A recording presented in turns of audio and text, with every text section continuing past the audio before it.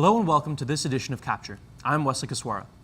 On October 28th, the director of the FBI, James Comey, informed Congress he will reopen the investigation into Hillary Clinton's personal email server, the case that he previously closed in July.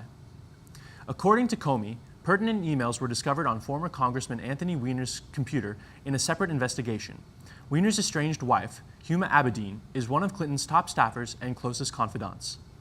New emails released by WikiLeaks continue to put Democrats in hot water.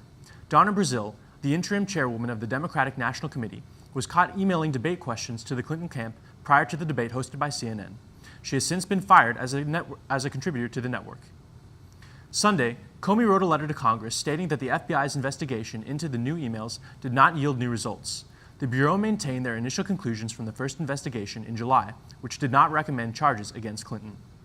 As of tonight, the Real Clear Politics polling average has Clinton up 2.9% in the popular vote. In local news, a nearby coffee shop held an event raising funds for families in need. Ciera Cypert has more on the story. On Friday, November 4th, Glendora residents showed up to Empty Cups, a fundraiser created by the First Christian Church of Glendora and was hosted at Classic Coffee. Empty Cups is going to be funding the cold weather shelter, the one that's done here locally at the St. Dorothy's, and so we'll be funding the food for that. Mugs were handcrafted by local artists and were sold for $15. All proceeds went towards the Community Hunger Relief Program. Bottomless coffee, cider, and hot chocolate were served to all who purchased a mug.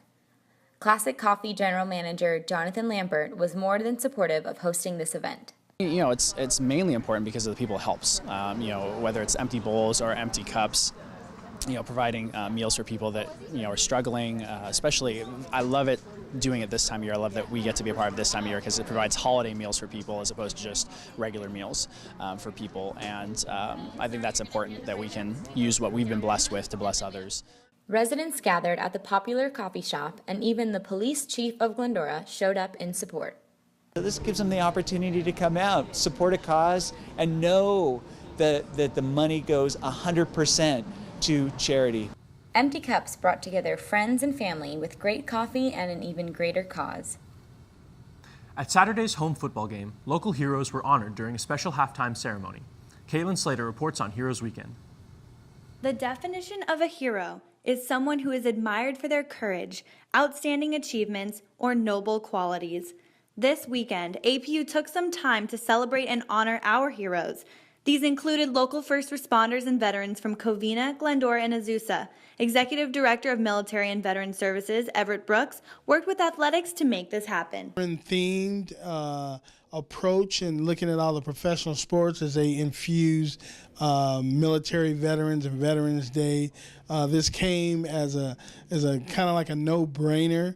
Our athletics department is all for the connectivity with veterans, and we have some of the same missions, not only from people in athletics that have served or their family members have served, but some of the same obstacles that sports teams face, military members face the same kind of confidence building, teamwork, uplifting, next man or next woman up. So those things together combined make a real great opportunity for events and activities. During halftime, APU hosted a coining ceremony for law enforcement and fire personnel.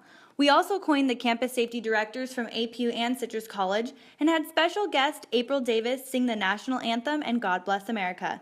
Head football coach Victor Santa Cruz shares what this event means to him. Being someone who's grown up, my dad was a Marine Corps officer, and I grew up living on military bases.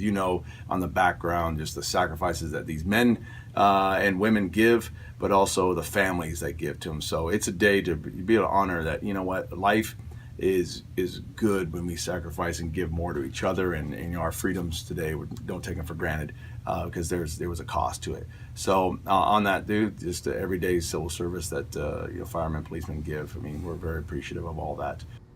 APU hopes to host similar nights like this at other sporting events this year.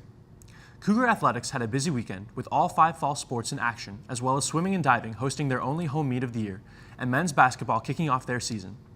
Men's soccer finished with a tough loss, losing 2-1 in double overtime to Point Loma on Friday night.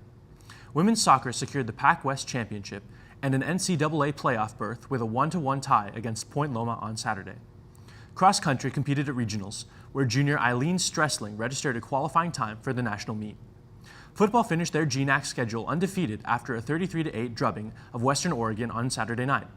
The Cougars wrap up the regular season on the road against Colorado Mesa on Saturday with a likely playoff spot in the line. Volleyball won in 5 sets in comeback fashion at Fresno Pacific. Swim and dive easily won both legs of their double duel meet against Biola and Chapman on Saturday.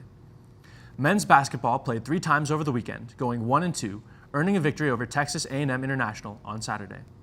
That's all we have for this edition of Capture. Tune in for next week for more news. Until then, be sure to like our page on Facebook and follow us on Instagram and Twitter at APU Capture.